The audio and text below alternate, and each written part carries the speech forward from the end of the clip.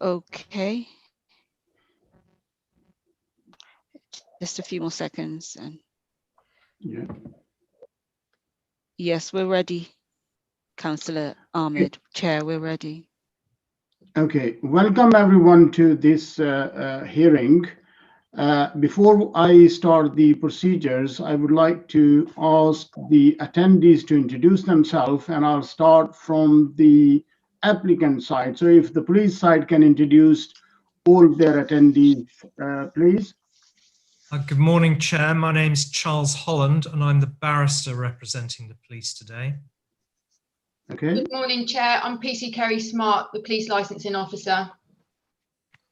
Thank you. Good morning, Graham Edwards, Metropolitan Police Licensing Sergeant, West Area. Good morning, Vicky Hewison, Police Licensing Officer. Good morning, everyone. I'm Paul Rayner, one of the police officers on Southall Green Ward, where the Milan Palace is situated. Thank you. Good morning. We also have PC Brown from the police licensing as well. Thank you. I'm Sally Gilchrist, instructing Charles Holland I'm from the Met Legal Department. Thank you. Okay, it's a good representation today. So is the applicant side all covered now? Chair, can I just say there's also Sergeant Rooney and PC Ashton from the police SNT as well. They've dialed in. Okay. Okay, if the police side is covered, can I ask the respondent side to introduce who is attending the meeting, please? Yes, good morning, Chair. My name is Duncan Craig, and I'm here to represent the licence holder, who is situated some way away from me with Mr. Panchal. So, Mr. Panchal, if you want to do the introductions, you need to put your microphone. I just need the names of the attendees. Mr. Panchal, you need to turn your microphone on. Sorry, I'm Mr. Panchal attending on behalf of the applicant. The license holder. Okay. The driver's license holder. Sorry, Duncan. Thank you. Shamila Pro. Yeah. You can hear from Put your mic. Yeah, I can hear you. Yes, who is that? Yeah, we got Shamila Pro from the license holder and his brother-in-law, the business holder, Mr. Ahmed Pro. Okay. Is that all from your side? That's all, Chairman, from our side. That's everybody. Okay. Welcome, everyone. Thank you for attending this meeting. So if you can mute your mic, Mr. Panchal, and everyone else. Okay.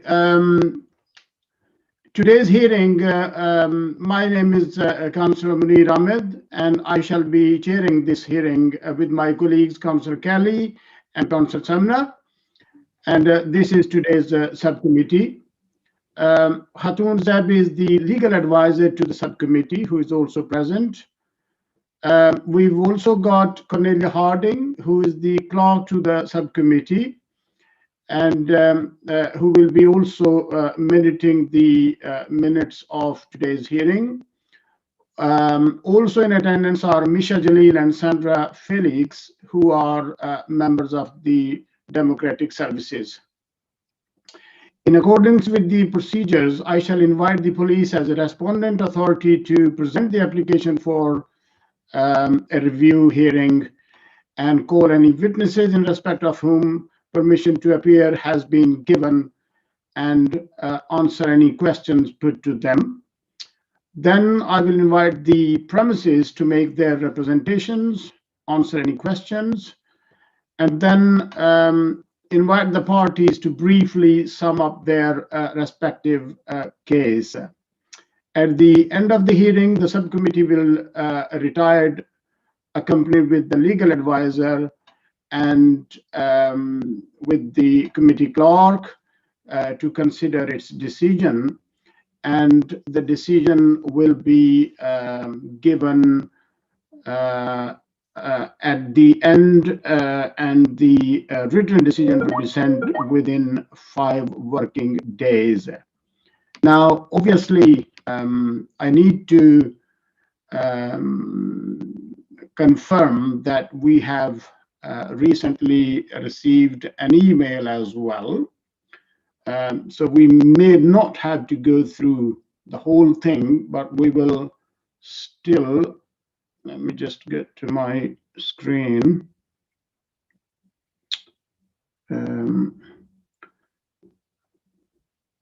Just 1 second, please. So before I start, can I confirm that all parties have got the documents that are sent to us, and those documents comprise obviously the agenda pack. Then we've got a Milan Palace skeleton full hearing from the police submission. We've also got the documents from Mr. Craig, supporting documents for Milan Palace. And then we have also received an email recently. Is that correct? Everyone has got these documents in their pack? Police side, Mr. Holland? Chair, yes, those are the 4 relevant documents for today. Yeah, and that applies to Mr. Craig as well. Is that correct? You've got all those documents? That is correct, Chair. Thank you. Okay, so if that is the case, then we will start the meeting, and I will ask the police to start their side. And Mr. Holland, over to you. Thank you, Chair. Good morning.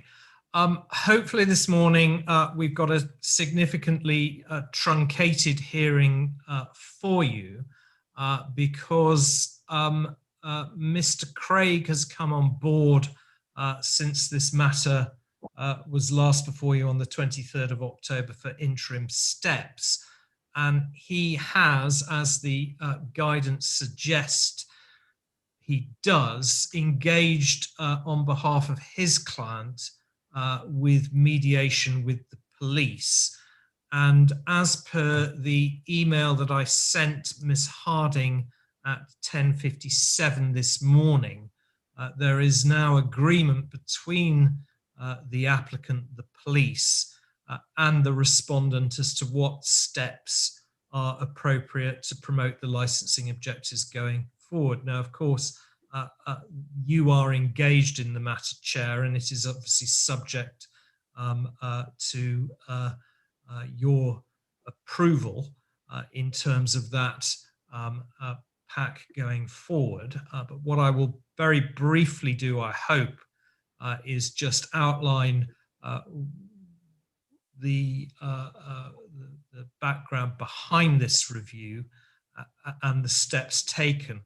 Can I take it that the committee's had the opportunity to read the written submissions served served yesterday by the police in relation to this full review hearing? Yes, I can confirm that. I'm most obliged, and obviously that means I don't need to go through it in no, you don't. Great detail, but these premises came to have generally not been an issue for the police, not been on the police radar, apart from single incidents in 2018 and 2019, until the reopening of the hospitality sector on the 4th of July, as the country approaches the best way to deal with this pandemic, approaches the best way to limit social interaction and limit the spread of the coronavirus. And the premises has hosted a series of weddings which caused increasing police concern. A stepped approach to enforcement was taken, first with warnings, then with the issue of fixed penalty notices, and finally with the bringing of this summary review. The matter, as I say, came before you on the 23rd of October, at which point you suspended the licence pending today's hearing.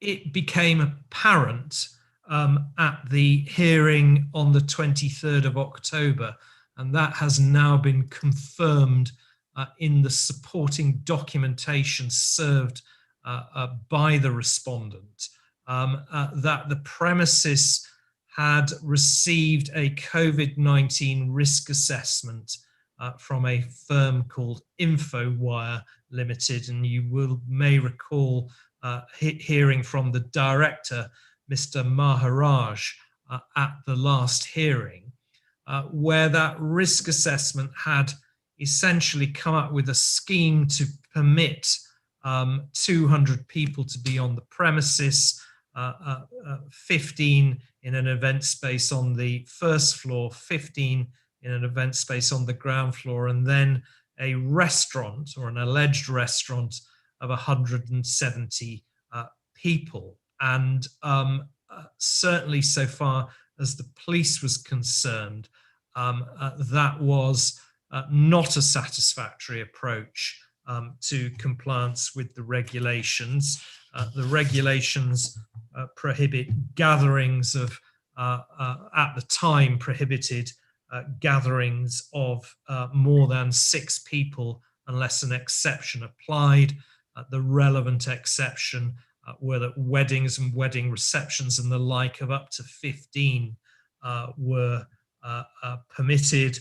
The regulations defined a gathering as where 2 or more people are present in the same place in order to engage in any form of social interaction with each other or undertake any other activity with each other.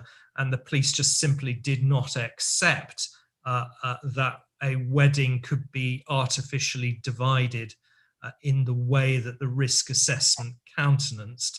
In fact, what was on paper in terms of the risk assessment and what was happening in the ground were 2 very different things, as you will have seen from the body cam footage taken in relation to the trigger event.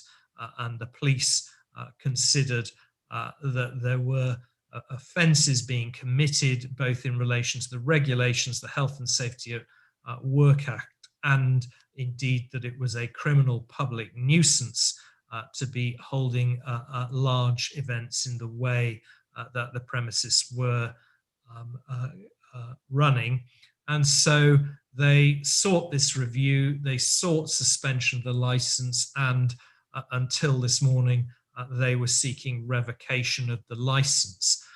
But it is fair to say, and credit should be given to the respondent for showing insight into this, that a substantial movement in the right direction came this morning from an email and an open offer from Mr. Craig made shortly before 9 o'clock, and we have been in discussions thereafter, and you now have a minute of what the police are taking, I hope, is a realistic and proportionate approach to the situation, say are appropriate steps to promote the licensing objectives. And the people watching on YouTube certainly won't have seen this, so I'm going to, with your permission, Chair, just read out the proposed steps. The first is that the license be suspended for 3 months. Chair, if you and your committee endorse this approach and do indeed suspend the license for 3 months, certainly so far as the police are concerned, they would have no objection to that suspension starting today rather than in 21 days. The police's view is that that requirement can be waived by the licensing authority, and it serves no purpose so far as the police are concerned for that to kick in 21 days. It can start today. The second step is that the licensable activity of the sale of alcohol by retail be excluded from the license. Chair, that's a very significant concession on the part of the applicant. That only leaves regulated entertainment and just need to check late night refreshment as licensable activities on the premises. And though whilst the trigger events, certainly the recent ones, were alcohol free, and one may then say, well, why does that go to the issue? There has nonetheless been historical incidents in 2018 and 2019 of alcohol exacerbated crime and disorder. That removes that possibility, and certainly alcohol in the way it reduces social inhibitions and causes people to talk more loudly due to the Lombard effect, certainly removing that promotes the objectives of the COVID-19 regulations. And the third step is to add 6 conditions to the license. The first 4 conditions are suggested by the police. I'll just read them out and then explain our thinking behind this. 1, at all times when the premises is operational, there will be sufficient competent staff on duty for the purpose of fulfilling the conditions of the license and promoting the licensing objectives. 2, the premises license holder shall undertake and record in writing a risk assessment of 1, the premises, and 2, each individual event. All risk assessments shall be made available to the licensing authority or the police for inspection upon request. 3, the premises license holder shall ensure that there are effective management arrangements in place to enable him, her to know how many people they are in the premises at the times prescribed in the risk assessment. 4, the premises license holder shall produce, adhere to, and train operational staff in relation to the implementation of an event management policy, taking account of the results of the risk assessment. The event management policy shall be made available to the licensing authority or the police for inspection upon request. So, Chair, just pausing there before I deal with conditions 5 and 6. Conditions 1 through to 4 address so far as, or seek to address, so far as the police are concerned, one of the causes of the problems that has arisen here, that the premises needs to proactively plan and record that they have planned, and then implement a plan that delivers a safe venue going forward, and that it should be open to responsible authorities to be able to check that those plans exist and check that those plans are adhered to, because what the police want to avoid is a situation where the license is suspended and then it reopens and the same problems reoccur.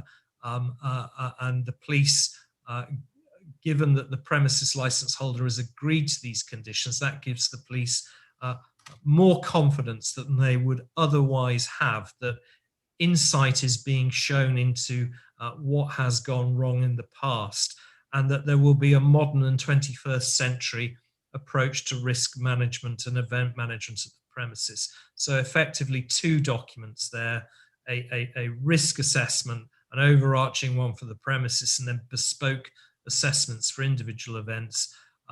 That's assessing risk, and then the results of that need to feed into an event management policy to provide that. And obviously for as long, and we all hope it's not too long, for as long as the spread of coronavirus is one of the risks that must be assessed and planned for. That will have to be in those documentation. And the penultimate and last conditions, conditions 5 and 6, the premises license holder shall adhere to all restrictions applying at any given time in regulations made in response to the threat to public health, which is posed by the incidence of COVID-19 in England, including all regulations made under the Public Health Control of Disease Act 1984, and only one wedding or event may take place at the premises at any one time, and the number of persons attending that event shall not exceed any restriction imposed by the regulations referred to in the previous condition. That at number 6 has those two conditions are similar to conditions previously imposed by this committee, and essentially number 6 pulls the rug out from the sort of scheme that has caused the problems that have triggered this review, that there can only be one wedding or one event at any given time, and this artificial subdivision cannot occur, and we will not end up with the situation where there are many more people than 15 wandering around the premises, not socially distancing, not wearing face coverings, and the rest of it. So the procedure would normally be that I would now call witnesses, and Mr. Craig would ask questions, and then Mr. Craig would make a presentation, and I would ask questions, and we would then make summary speeches. And of course, at every point of questions, you, sir, and your colleagues would also be asking questions. Given that there's no material factual dispute between us now, I mean, no doubt there are things in the police evidence that were this to be fully contested, Mr. Craig might take issue with. But that challenge is now, I suggest, academic, unless there's anything that's really troubling anybody. I would propose to pull up stumps out of that at this point and stop talking, deal with any questions you might have, and then let Mr. Craig address you. Is that an appropriate way to proceed? Councillor Kelly. Yes, Mr. Holland, it's Councillor Ahmed. Yes, you are right. There's no need to go into detail, but I will still invite my colleagues and Mr. Craig to see if they've got any question. Mr. Craig, do you have any question at this stage? Councillor Ahmed, I said Councillor Kelly because I can see him waving his hand. I'm not sure you can, but that was why I said his and not yours. I think he wants to. Well, I will invite my colleagues to ask if they've got any questions, but I will ask Mr. Craig if he's got any question at this stage. I have no questions for Mr. Holland, no. Thank you. Okay, my colleagues, Councillor Kelly, do you have any question? Yes, please. I'll put the bails back on the stumps for Mr. Holland. Yes, please. It's really a question for the operators. I know one of the final things I saw to them at the last meeting was you do realise that you cannot operate, and my understanding is that they did. Now, I don't want to go into what happened on that night, but there appears to be a failure of understanding. So I would like, if the panel are minded to agree to the proposals, I'd like to ask perhaps Mr. Panchal. Well, first, I will take it that the CCTV and the dispersal policies are okay. And I just want to hear from Mr. Panchal or Mr. Craig, whoever, whether that their client understands. And if they could give me, for example, could they give me the date that they are going to reopen if we are going to mind it? Because I've looked at the calendar, I know what that date is. Do the operators know what that date is if we're reminded to grant? Mr. Craig? Well, if I may, Councillor, I mean, I'm happy to answer that question, but I just wondered if it would be better for everybody if I could just set out my client's position first, and then I'm perfectly happy to take any questions, including the one from Councillor Kelly. Can I interrupt at this stage? Councillor Kelly, at the moment, we are asking questions from Mr. Holland. I will invite Mr. Craig to... I beg your pardon. I have no questions from Mr. Holland, although I'll row back slightly. I'll just ask that he's happy with the CCTV and dispersal policies that Milan Palace have, and then obviously then Milan Palace can answer the question. Mr. Holland, this is a question to you. Councillor, so far as CCTV, that is a condition on the licence. This is page 256 of the bundle. At paragraphs, at conditions 9. I mean, they're there. I just want to make sure that you're satisfied with them.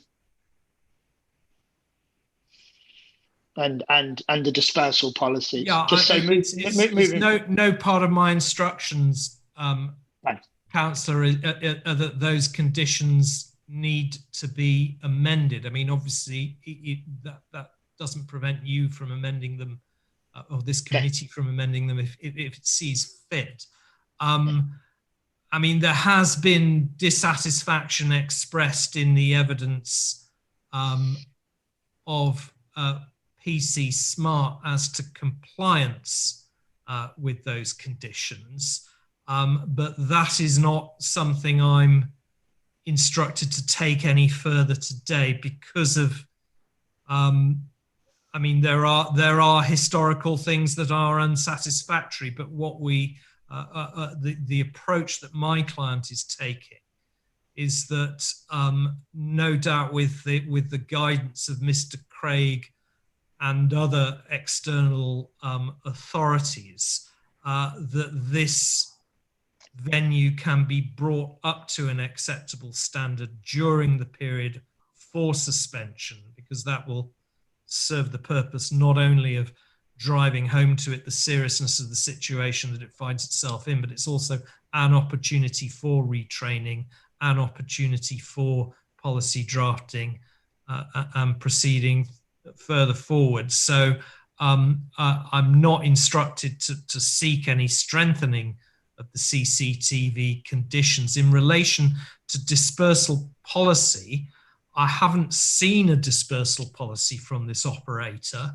The dispersal isn't a live issue in relation to this review, but a risk assessment and an event management policy will need to deal with dispersal if it's competently drafted. And I would, you know, I don't want to tell Mr. Craig how to suck his own eggs, but no doubt there's going to be external input into the drafting of those policies, because if they're not good enough and there's a problem down the line, it doesn't take a fortune teller to predict that there's going to be a further review. Obviously, if there are problems, the police can inspect those policies. We've resisted, we considered but decided not to ask for a right to sign those off, because we see this as very much the responsibility of the venue to get right, rather than some document where they can say, well, you approved the policy and any problems that resulted are your fault. We think that the ball is very much in the premises license holder's court now, if I can use another sporting analogy, to get its house in order and deliver what's undoubtedly a valued community facility going forward. Does that help? Yeah, that's very useful. Thank you. Chair. Thank you. Yes, Councillor Sumner, any question to Mr. Holland? Yes, indeed. On the back of my colleague's question there, Mr. Holland, I can't see. I can see that the police requested the CCTV footage. I cannot see anywhere that they actually received it from the Milan Palace. So I need to ask you: Are we happy that you've got the CCTV, or are you still requesting it?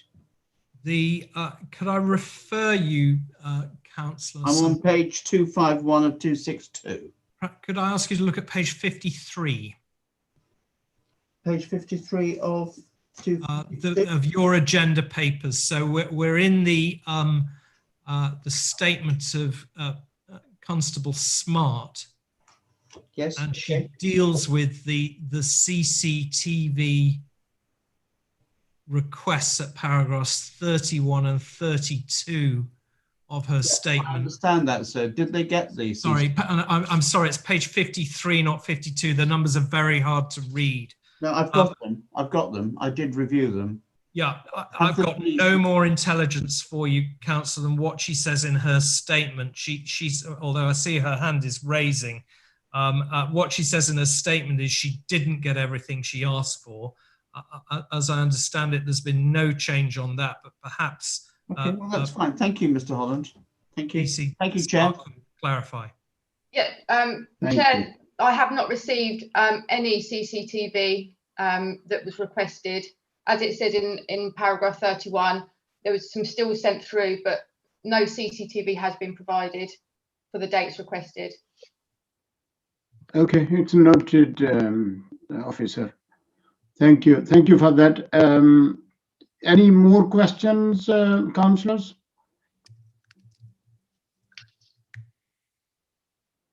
So I take it as there is no more questions. So I'll ask Mr. Craig now to come forward and present your side.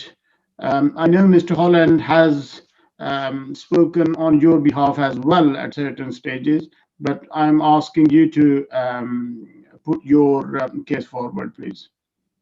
And it's very nice of Mr. Holland to do that for me, Chair. It's right to say that obviously this has perhaps come as a little bit more of a surprise to you, councillors, than it has to the parties. The parties have actually been in dialogue for a little while, but as is often with the nature of these things, they don't frequently don't get resolved until between the parties, that is to say, until the last minute. But certainly, firstly, I will confirm that the licence holder firstly agrees to the steps that have been sent to you by Mr. Holland, both in terms of the suspension, and certainly they would invite you. And as Mr. Holland has said, this is still in your hands. It's a matter for you, councillors, but certainly she would invite you, the licence holder, for the suspension to commence forthwith as of this moment. And certainly, again, Mr. Holland was correct on this, and suspensions are not meant to serve as any form of a punitive sanction, but what they do is firstly act as a deterrent, but both to the material premises and other premises as a step under the Licensing Act. But they also serve as a deterrent to other premises, I should add. But in addition to that, what perhaps the most purposeful benefit that premises derive is it gives them a period for them to get their ducks in a row, get their house in order, concentrates their minds, enables them to refocus on matters that perhaps they've been not complying with it as best they should. So certainly, Councillor Kelly raised the issue about the suspension, and I can confirm that I've had conversations with my client this morning, and they understand that they need to use that 3-month period, which will take us up to the 18th of February, purposefully, in order to ensure that not only the conditions that presently subsist on the license are complied with fully, but also that the new conditions on the license are too. And so certainly that deals with the suspension. The conditions are appropriate and proportionate to the promotion of the licensing objectives. And so again, I endorse them.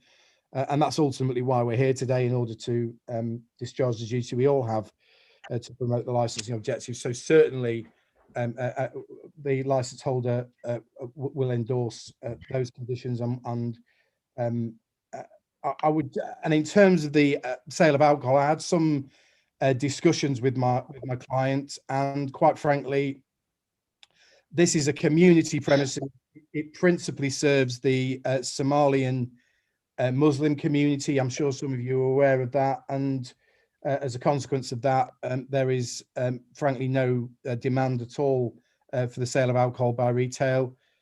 I've explained that certainly it's permitted for people to bring their own alcohol on those rare occasions where events are booked for people who aren't part of that community. And so my client's instructions were that that wasn't a part of the business that really was of any significance to them. So, but clearly that is a step. There is no escaping from this.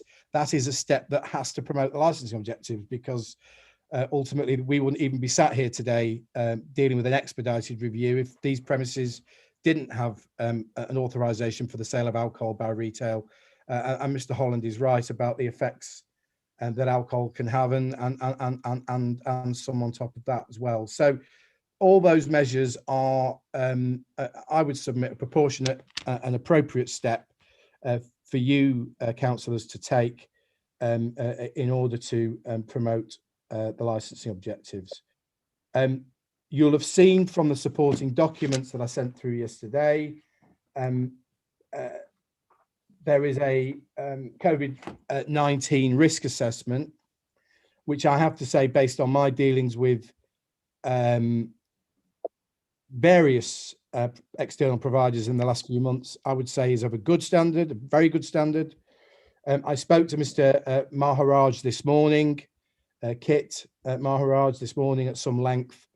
I had a very helpful conversation with him, and certainly I've undertaken, again, this suspension period, I've undertaken to involve myself and provide my clients with as much guidance as I can in that regard, to ensure, because I have to concede, we're here today because the premises has, in some respects, fallen short of perfection in terms of how they dealt with the COVID regulations. I am bound to say, and I find myself saying this with some frequency at the moment, it was a lot easier for premises when they just couldn't open. It was very black and white.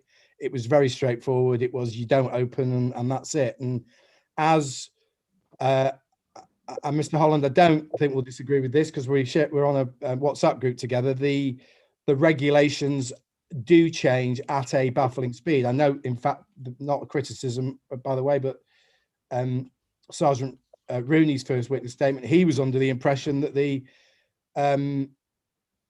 wedding regulations changed on the 24th of September, but actually they changed on the 28th. And there's absolutely no criticism attached to him. I'm a licensing lawyer. I'm involved in licensing every working day, and the regulations confuse me. And so to that extent, I just want to say on my client's behalf that they accept that there have been shortcomings, but they understand where they find themselves now. They greatly appreciate the pragmatism shown by the Met. They want to work with the Met and all of the responsible authorities going forward, and they want to use those 3 months to make sure that when they reopen, assuming, of course, that's a step that you deem to be appropriate, that when they reopen, they can do so in a much more structured and orderly fashion to ensure that people going to the premises are doing so in a way that is safe as possible.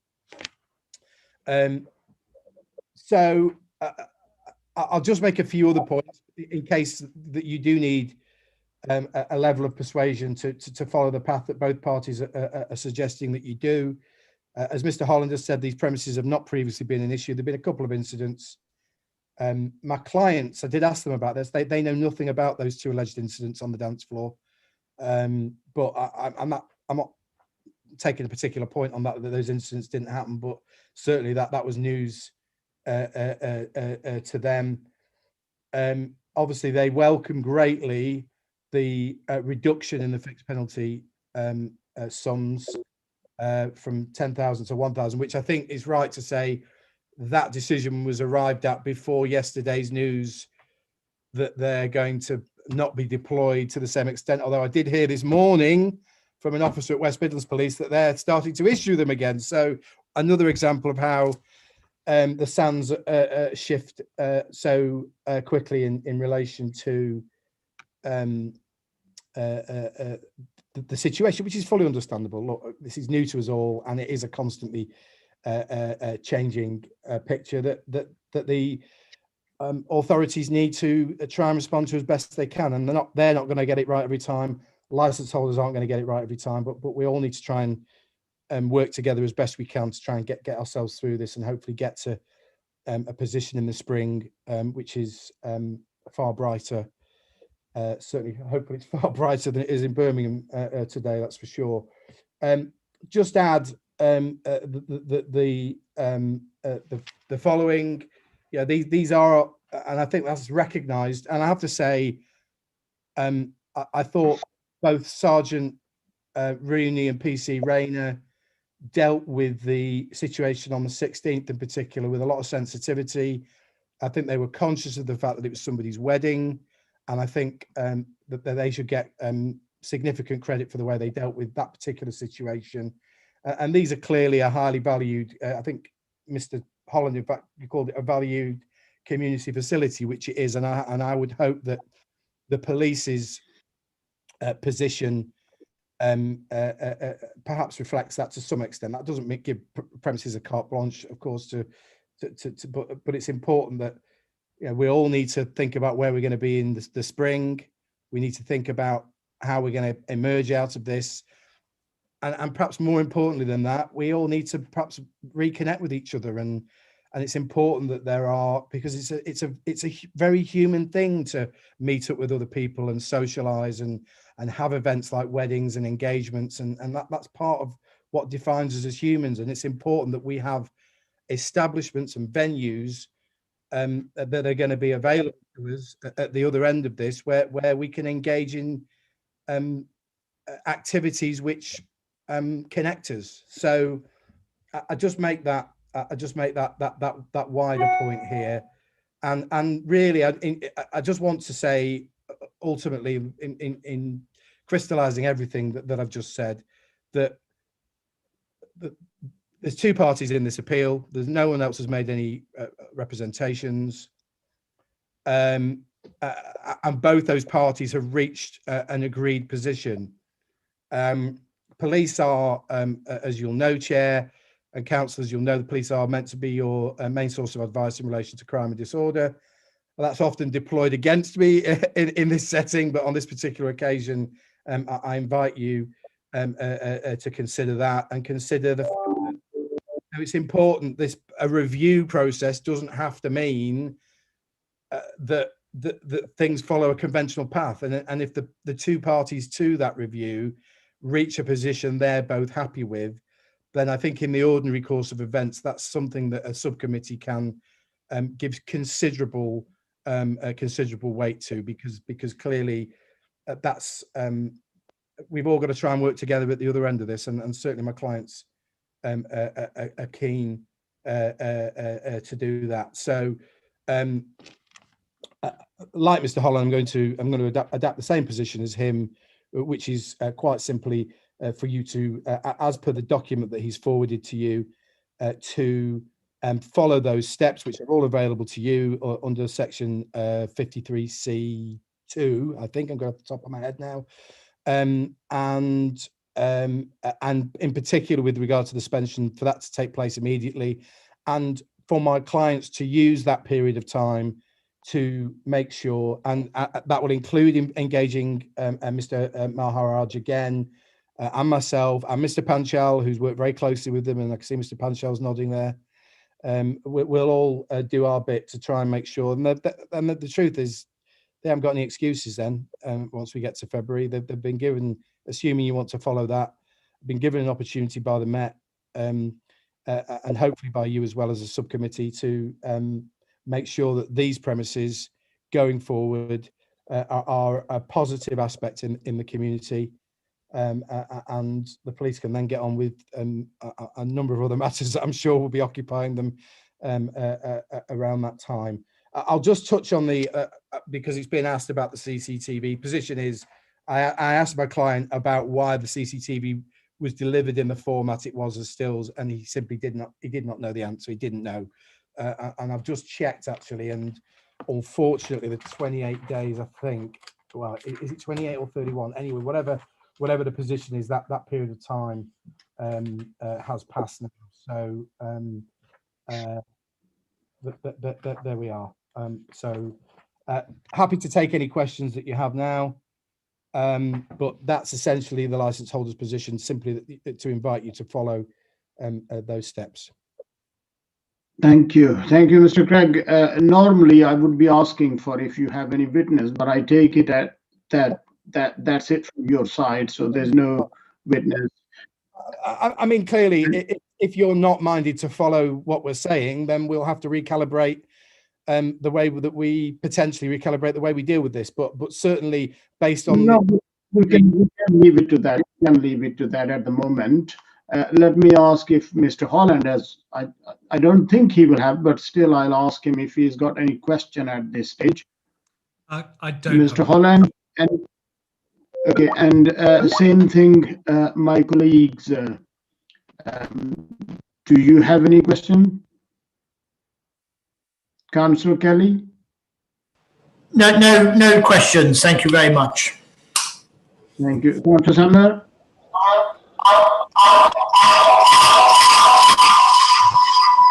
Can you speak up your mic, please? I can hear. That wasn't my noise. I'd just like to suggest that during the period ahead of us, that we get the correct CCTV on the premises. Okay. Okay. Councillor, if I could just respond to that. Absolutely, that will form part of the license holders' task during that 3-month period. Should you be minded to suspend the license for that period? Absolutely, it's a condition on the license, and there's no question it needs to be complied with. And I give Thank that. you, Mr. Craig. That's kind of you. Okay, I take it as there's no further questions. Before we retire, normally we were going to take much longer, and the plan was to deliver a decision later on in the evening. But what I'm going to do, we are going to retire. We are going to go into the other room with our legal advisor, and everyone else will be able to wait here. If we can reach a decision within a short time, then we'll come back. If we can't, then we'll send a message and we will wait until the evening. So at this moment, I would ask everyone to wait here, and I will ask my colleagues to get to the other room with the legal advisor. But before we go to the other room, I would say to Mr. Craig that regardless of the decision we make, the license holders need to understand that it's very important to follow the licensing conditions, and if they have difficulty understanding them, they better get some training or some advice. But we did get the committee did get the impression that they were struggling to understand what the conditions are and how much they are supposed to follow them. But it's very important.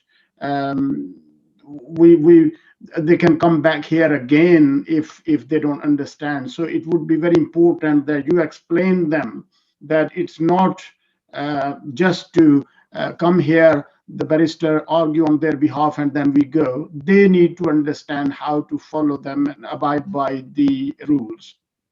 Chair, firstly, I'm sure they heard that.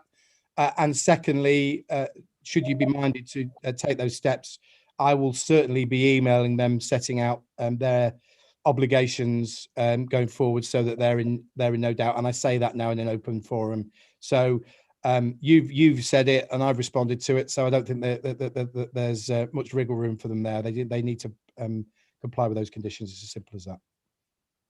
Okay, so everyone wait here, and I'll go to the other room with my colleagues. And if we can come back quickly, we will come. If not, then we'll send a message through someone and we will meet later. So I'll see you later. Thank you.